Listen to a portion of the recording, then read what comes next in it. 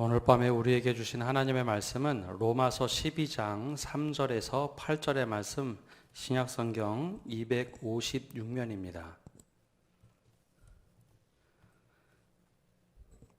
우리 로마서 12장 3절에서 8절의 말씀 한 절씩 교독하겠습니다. 내게 주신 은혜로 말미암아 너희 각 사람에게 말하노니 마땅히 생각할 그 이상의 생각을 품지 말고 오직 하나님께서 각 사람에게 나누어 주신 믿음의 분량대로 지혜롭게 생각하라.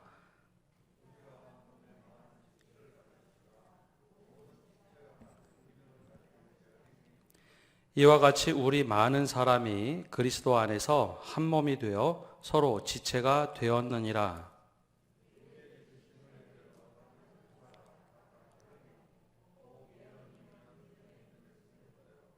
혹 섬기는 일이면 섬기는 일로, 혹 가르치는 자면 가르치는 일로,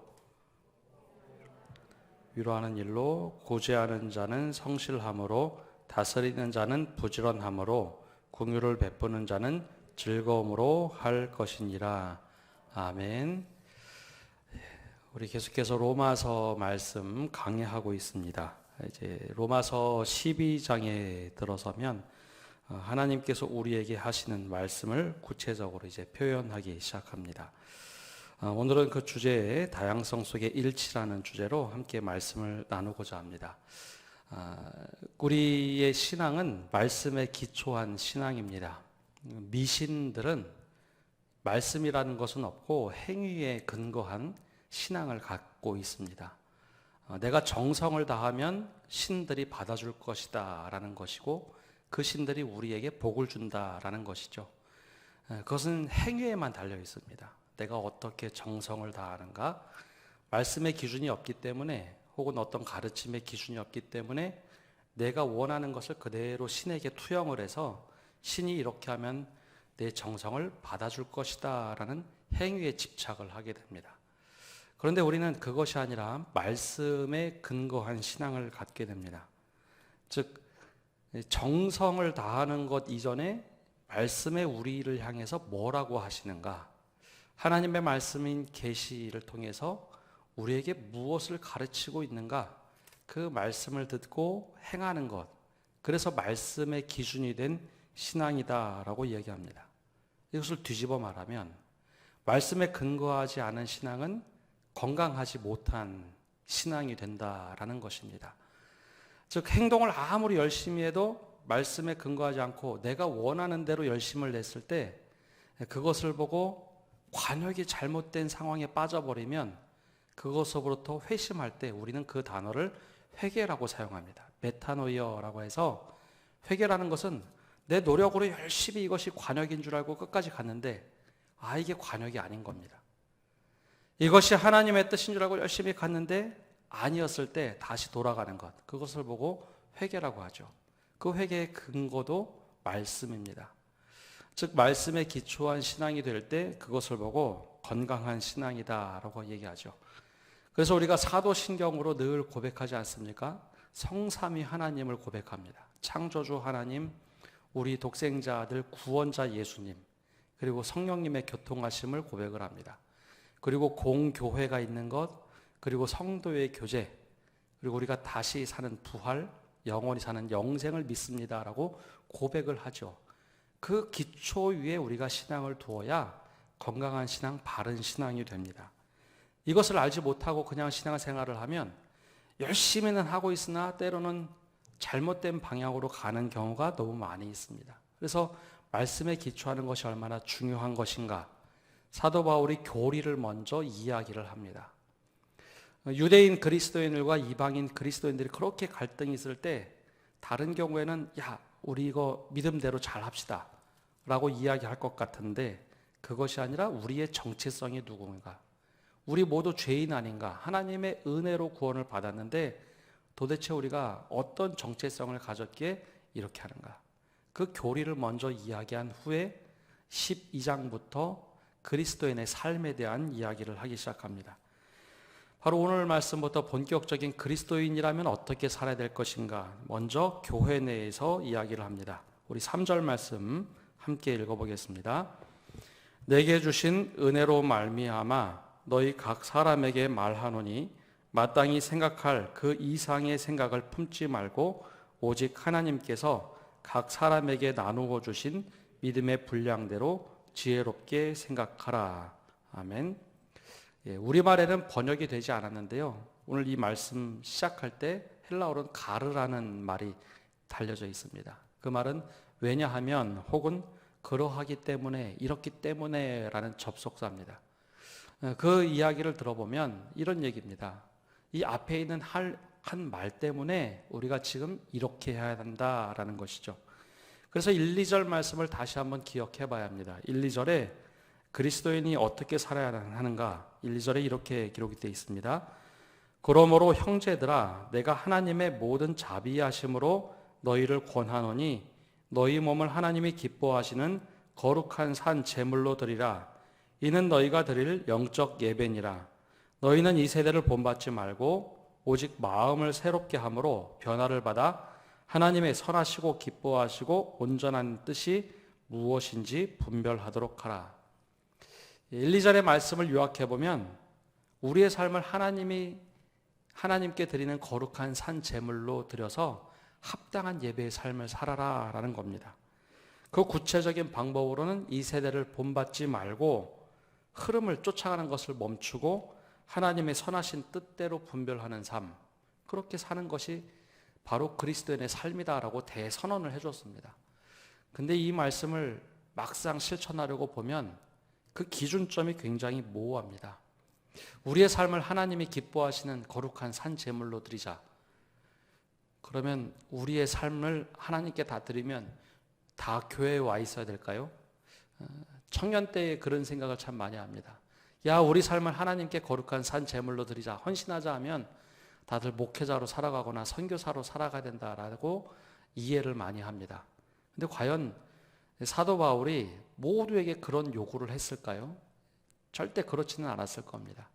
거룩한 산 제물로 드리되 합당한 예배가 드리는 것이 과연 무엇인가 하는 그 기준, 과연 그 기준이 무엇인가라는 겁니다. 그리고 하나님의 뜻을 분별하며 살자. 이 세대를 본받지 말고 하나님의 뜻을 분별하며 살자. 그럼 하나님의 뜻이 과연 어떤 것일까라는 겁니다.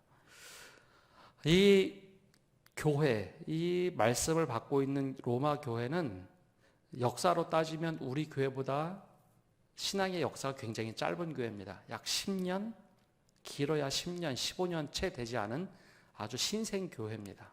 우리 교회 80여 년의 역사에 비교해 보면 굉장히 짧은 역사를 가지고 있죠. 바로 이 성도들에게 합당한 예배는 뭐고 하나님의 뜻을 어떻게 분별하라고 하는가, 그 실체적인 실예가 바로 3절부터 시작이 됩니다. 그러면서 1, 2절대로 살아가기 위해서 3절 교회에서는 어떻게 하는가, 앞에 이 말부터 합니다. 내게 주신 은혜로 말미암아 너희 각 사람에게 말하노니. 내게 주신 은혜가 있어서 이 은혜를 따라서 각 한 사람 한 사람에게 다 따로따로 말을 합니다 라고 이야기하는데요. 내게 주신 은혜가 과연 무엇일까라는 겁니다. 갑자기 나 은혜 받았으니까 은혜대로 내가 얘기한다, 그런 말은 아닙니다. 내게 주신 은혜, 내가 은혜를 받았다 그래서 말을 한다라는 표현은 바로 내가 사도 바울이 늘 표현하는 것처럼 나는 예수 그리스도의 종된 사도 바울이다라는 그 표현을 여기 이렇게 은혜라고 쓴 겁니다. 내가 은혜 받아서 하나님께서 은혜 주셔서 내가 그리스도의 종된 사도 바울이 됐다라고 이야기를 합니다. 지난번에 사경례 때 오신 이현길 목사님은 이 표현을 어떻게 말씀하시는가 하면 한 번도 사도 바울이 나는 그리스도의 종된 사도 바울이라고 하지 나는 그리스도의 사도된 종이라고 얘기하지 않는다는 겁니다. 이게 무슨 얘기인가 하면 정체성을 분명하게 했다는 것이죠. 나는 예수님의 종입니다. 즉 둘로스입니다 라고 이야기하고 그리고 나서 사도가 되었습니다 라는 순서를 한 번도 바꾸지 않았다는 겁니다. 즉 정체성이 먼저 있고 그 다음에 부르심의 소명이 있다는 겁니다. 이것을 한 번도 바꾸지 않았다. 당시 로마 시대는 둘로스라는 노예가 있던 시대입니다. 노예, 종이라는 말 똑같죠. 노예는 누구에게나 다 똑같은 인식을 갖게 됩니다. 누구네 집 종이래, 누구네 집 노예래 하면 그 노예가 중요한 것이 아니라 그 주인이 누구래? 아, 주인 그 사람이구나를 떠올립니다. 근데 사도 바울이 이상한 표현을 쓰지 않습니까? 예수 그리스도의 종된 사도 바울. 그럼 예수님이 살아계실까요? 주인이면 당연히 살아있는 주인이어야 하는데 예수님은 살아계신 분이 아니었습니다. 로마 사람들도 알고 있듯이 예수님은 이미 십자가의 변방에서 달려 죽으셨고 부활하셨다라는 소문이 났던 분이지 자신들이 알고 있기로는 그분은 분명 이 땅에 계신 분이 아니었습니다. 우리가 아주 훌륭한 분이라 할지라도 돌아가신 그때 장례를 치를 때는 엄청나게 많은 사람들이 몰리게 돼 있습니다. 근데 1년 추도하고 2년 추모를 하고 3년, 4년, 10년 정도 지나면 거기에 가는 사람들이 그리 많지 않습니다.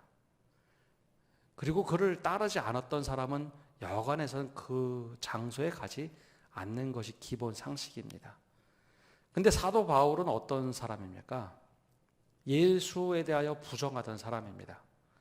저런 유대인 중에 예수 믿는 사람을 죽이던 그 사람이 바로 사울 아닙니까? 그가 예수님을 만난 것 자체가 은혜라는 겁니다. 그리고 놀랍게도 그 죽으시고 부활하신 분을 만난 그 사도 바울, 그 사울이었던 그가 완전히 180도 바뀌게 됩니다. 그리고 나서 내가 부활하신 예수님을 만나고 그 부활하신 예수님 은혜를 받아서 이제는 내가 그 종이 되어서 스스로 주님을 따라가는 삶을 살고 있다. 그게 사도 바울의 정체성입니다. 근데 놀랍게도 그냥 그 종으로 멈춘 것이 아니라 예수님께서 하신 말씀, 너는 내가 이방인의 사도로 불렀으니 이방인에게 복음을 전하라. 그 소명을 받아서 사도가 된 겁니다. 그러니까 분명히 자신의 정체성은 예수 그리스도의 종이라는 것을 분명하게 잡았고 예수님의 명령, 즉 소명대로 살아가는 사람. 그래서 한 번도 이 순서를 바꾸지 않았습니다. 놀랍게도 복음을 전하면 전할수록 지금 이 땅에 계시지 않은 것 같은데 죽으시고 부활하신 예수 그리스도를 믿는 사람들이 폭발적으로 많아집니다. 그리고 다들 하나같이 얘기합니다. 우리도 주님의 종으로 살아갑니다. 우리도 주님의 종으로 살아갑니다. 그게 사도 바울의 정체성과 소명이었습니다. 그것을 보고 은혜라고 하죠. 근데 이 소명의식과 정체성이 순서가 바뀌면 안 됩니다. 먼저 내가 어떤 존재인지, 죄인이었고 종으로 살아가는 존재, 그 다음에 야, 너 종이니까 이거 해라. 그 부르심의 소명이 나와야 합니다. 근데 이것이 바뀌어버리면 소명이 아니라, 부르심의 소명이 아니라 사명이 되어버립니다. 그러면 어떤 일이 생길까요?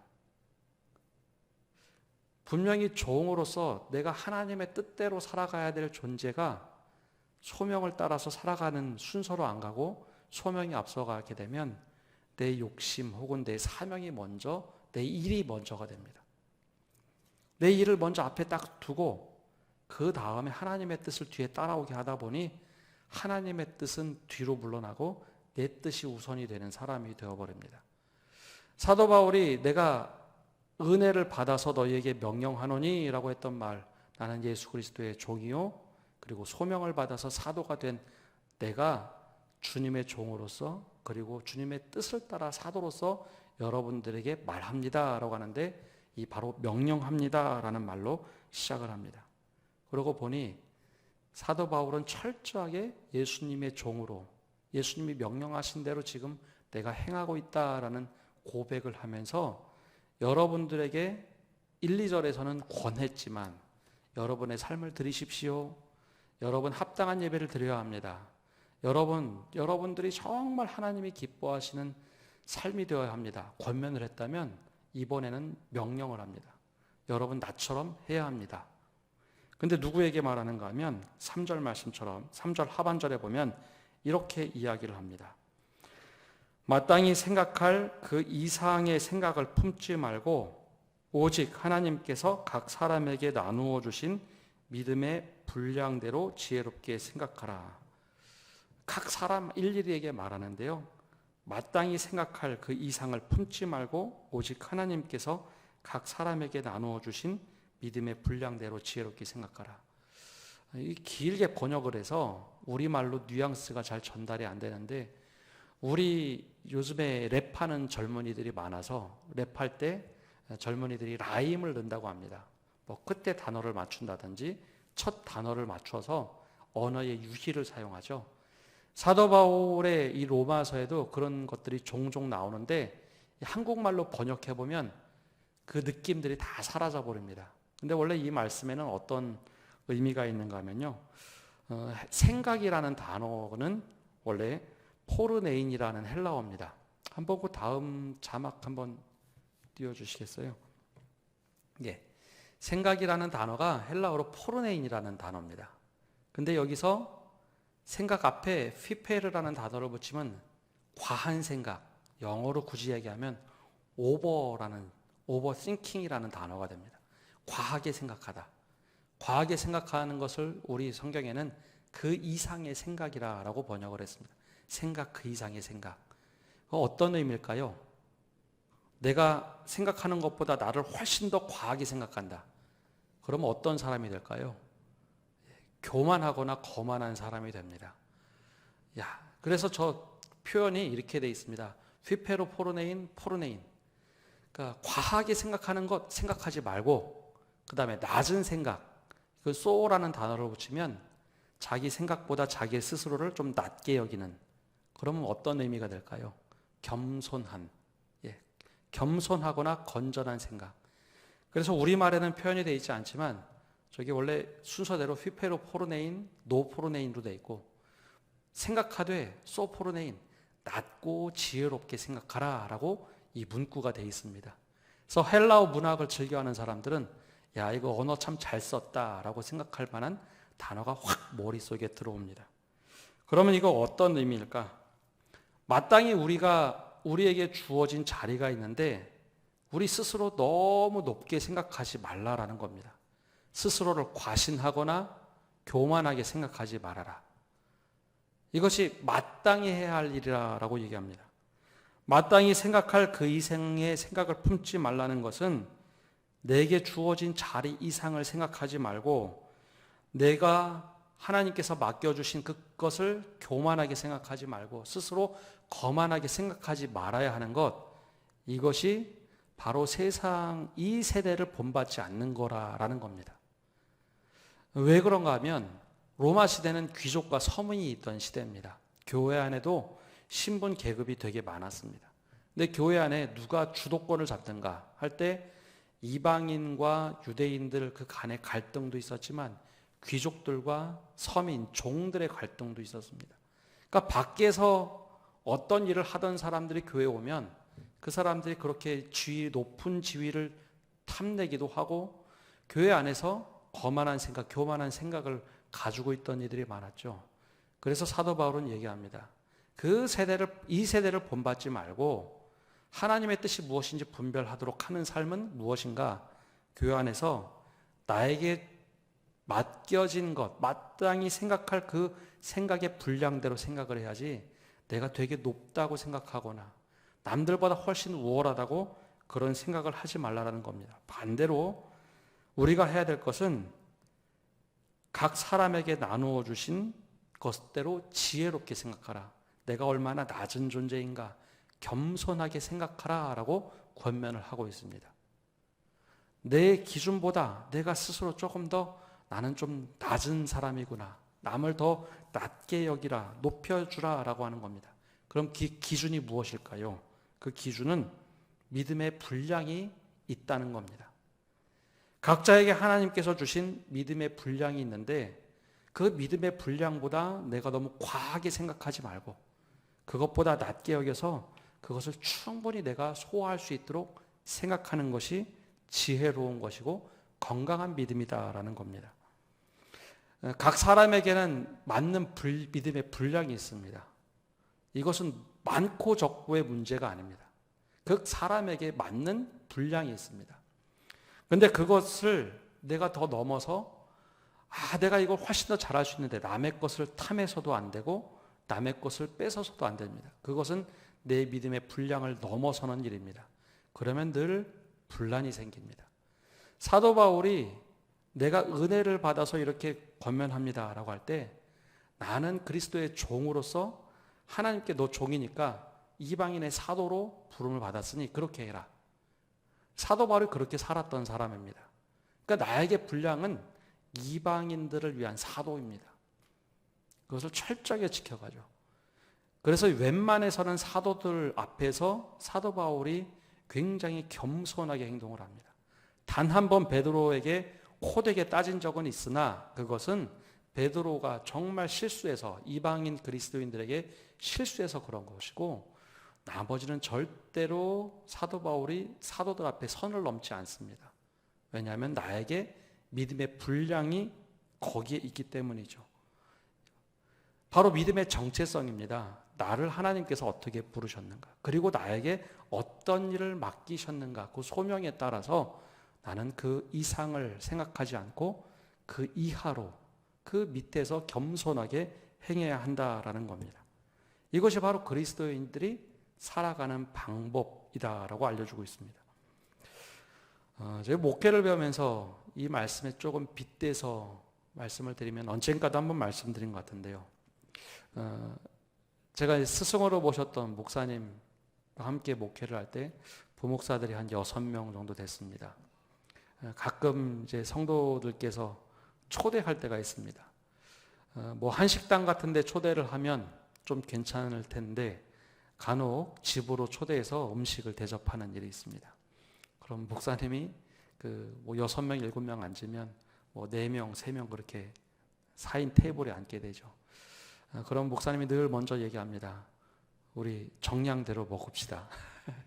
연세가 많으신 그 목사님이 정량대로 자기 테이블에 있는 거 먹으라고 농담 삼아 이야기를 합니다.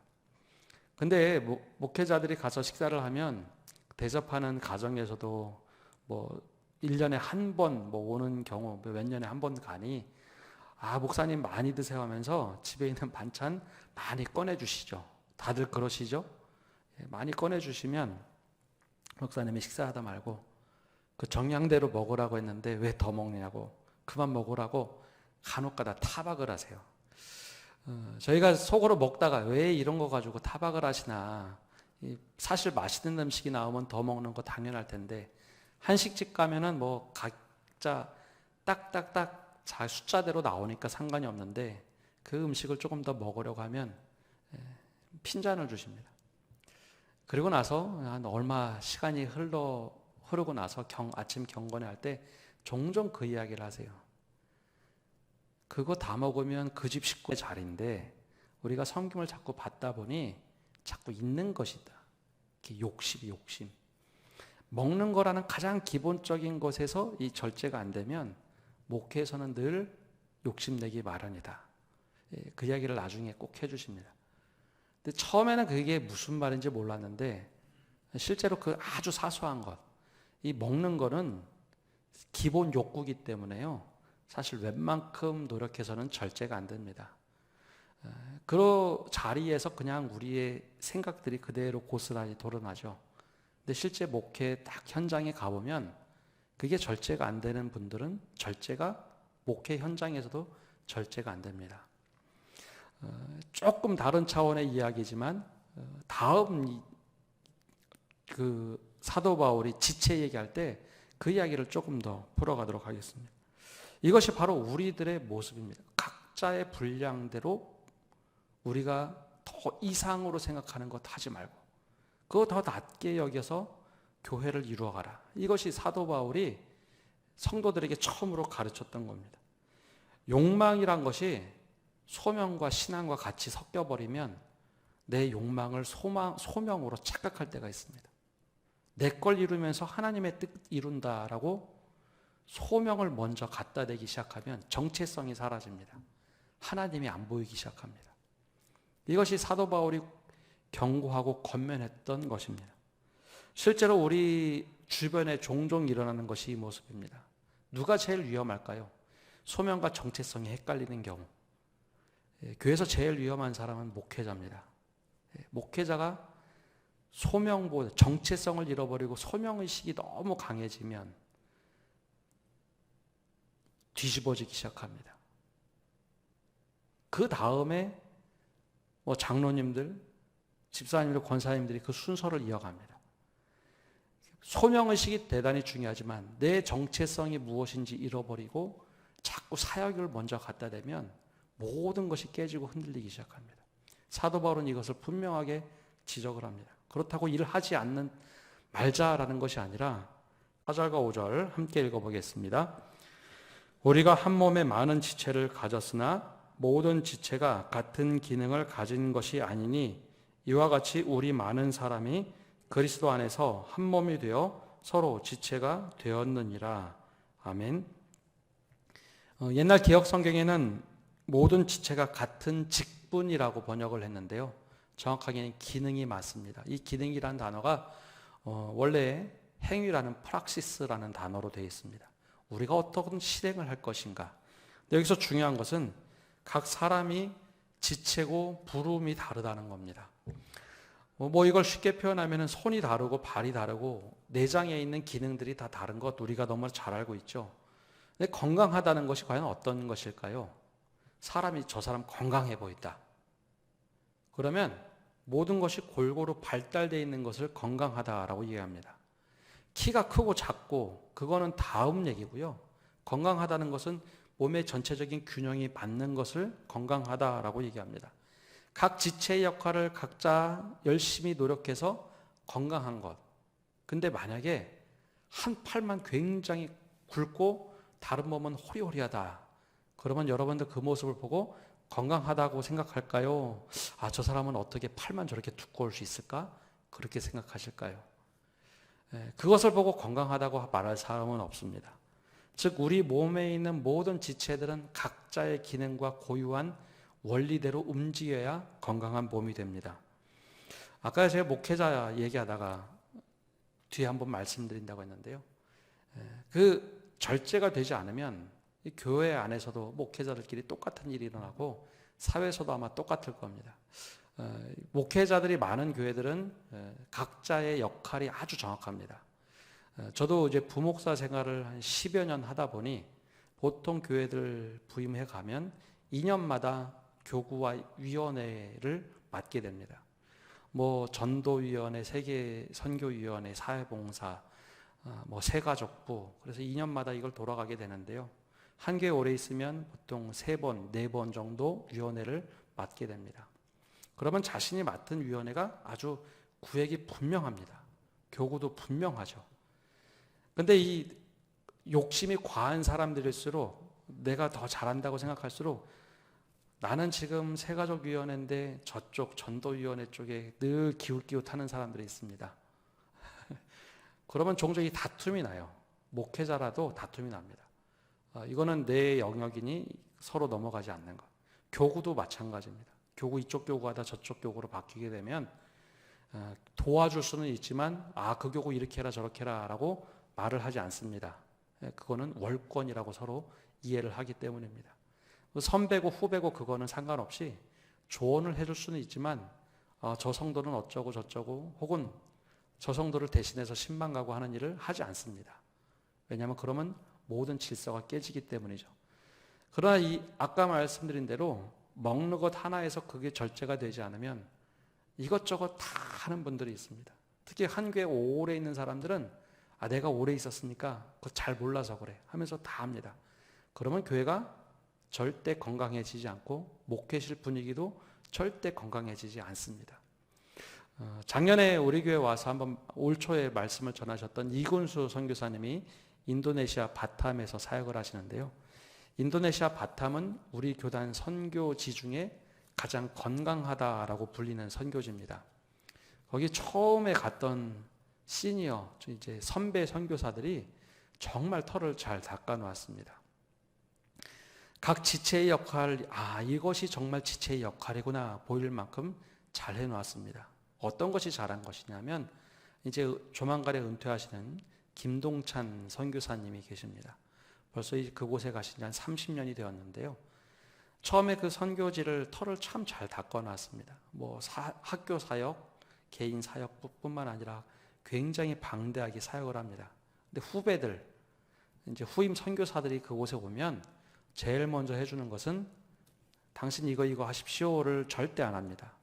지금 신임 선교사가 왔으니까 내가 하는 사역을 한번 보세요 하면서 1년에서 2년 정도 사역을 계속해서 돌아보게 합니다.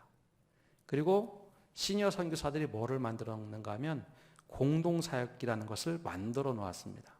그래서 선교사들이 가면 후배들도 그 공동사역에 다 같이 참여를 합니다. 신학교 하나가 있는데요. 거기에 다 같이 사역을 시킵니다. 어학 공부를 하면서 계속해서 그 사역에 함께 참여를 하고 다른 선교사들이 어떤 일을 하는지 계속 돌아보게 합니다. 1년에서 2년 정도 딱 지나면 감이 옵니다. 아, 나는 이 사역을 해야겠다. 다른 선교사들이랑 겹치지 않는 사역, 그리고 나만이 잘할 수 있는 사역들을 해야겠다. 그래서 이 선배 선교사들이 그 역할을 쫙 해줍니다.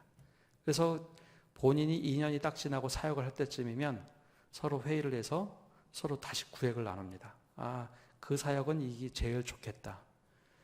보통 다른 선교지는 그렇게 하지 않습니다. 다른 선교지는 보통 일반적으로 이미 틀이 다 짜여져 있기 때문에 다 하니까 막내 선교사는 알아서 내가 무슨 사역을 할까 알아서 막 아웅바둥 하면서 하는데, 유독 이 바탐이라는 곳은 선배들이 자신의 사역을 다 드러내 보여주고 이런 사역을 다 경험하게 한 후에 사역을 해도 듣지 않으니 그렇게 하십시오 라고 권면을 해줍니다.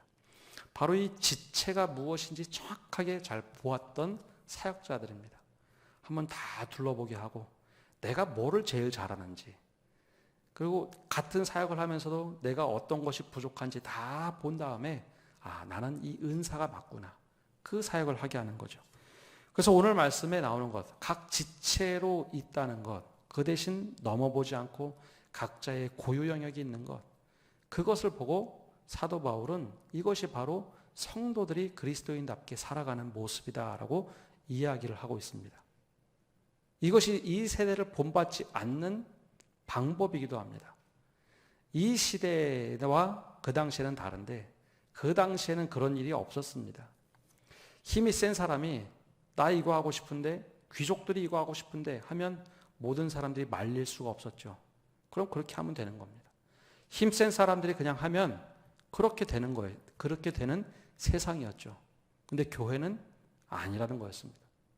이 세대를 본받지 말라. 그 세상 패턴대로 그대로 따라가면 안 되고, 교회는 그리스도의 몸된 교회고 지체이기 때문에 각자의 고유의 역할들을 다 존중해주고 신분과 상관없이 한 사람 한 사람 지체임을 다 깨닫게 해라. 그래서 더 이상 높게 생각하는 사람도 없고 다 같이 그리스도의 분량대로 살아가는 것, 이것이 이 세상을 본받지 않고 하나가 되는 모습, 다양하면서도 획일화가 되지 않고 하나가 되는 모습이 이 모습이다라고 사도 바울은 알려줍니다. 그 말씀에 빗대어 봤을 때 우리는 그럼 어떻게 살아가고 있는지, 우리는 어떻게 살아가고 있을까요? 이 모습이 정말 좋아 보이면 세상이 이렇게 자꾸 닮아가려고 합니다. 반대로 우리의 모습이 세상에 선한 영향력으로 드러나지 않을 때는 우리 모습이 맞다고 세상대로 자꾸 끌려가게 되어 있습니다. 이 세대를 본받지 말라라고 했던 사도 바울의 가르침이 지금 우리에게는 어떻게 적용이 되고 있을까요? 우리는 그 말씀을 어떻게 따라가고 있을까요? 정말로 교회만큼은 피라미드 구조가 아니라 하나님 앞에서 모두가 그리스도의 몸된 지체로 살아갈 때 그것이 정말 건강한 교회가 되고 그리스도인의 삶의 바른 지표가 됩니다.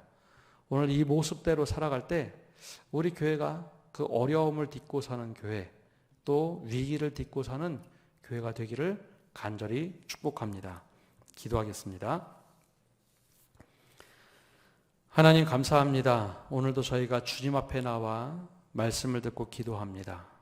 주님, 우리 교회가 각자에게 주신 믿음의 분량대로 지혜롭게 생각하되 그 이상을 넘어 생각하는 사람들이 아무도 없고 함께 믿음으로 어울려가는 거룩한 교회 되도록 축복하여 주옵소서. 하나님의 은혜를 구하며 살아가는 저희가 되게 하여 주옵소서. 각 지체가 얼마나 소중한지 한 지체를 향한 하나님의 마음을 품고 살아갈 수 있는 저희가 되게 하시고, 어느 누구도 소홀함 없이, 어느 누구도 과함 없이 함께 살아갈 수 있는 믿음의 교회, 주님의 몸된 교회 되도록 축복하여 주옵소서. 이 모든 말씀 예수님의 이름으로 기도합니다. 아멘.